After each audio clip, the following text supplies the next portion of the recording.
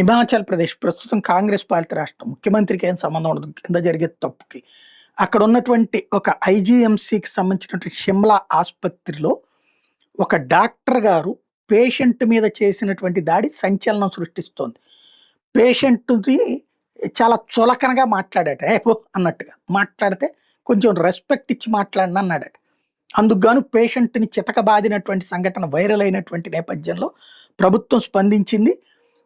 అర్జున్ పరావర్ అనేటటువంటి ఒక టీచర్, ఆయనేమి తక్కువోడేం కాదు. ఆయన ఈ సఫర్ అయ్యాడు. బ్రీతింగ్ ప్రాబ్లం వచ్చొస్తేను అతని పట్ల ఎండోస్కోపీ చేయాల్సి ఉంటే అదే ఏం చేయాలో నాకు తెలుసు పొమ్మంటుంటే దాని సందర్భంగా ఆయన అడిగినటువంటి సందర్భంలో నిర్లక్ష్యంగా సమాధానం ఇస్తే అదేంటన్నందుకు ఏకంగా దాడే చేశాడు. దీంతో ఆ డాక్టర్ మీదన అతను కన్సల్టెంట్ డాక్టర్ అట. అతన్ని ఇమ్మీడియట్‌గా విధుల నుండి తొలగిస్తూ నిర్ణయం తీసుకుంది ప్రభుత్వం.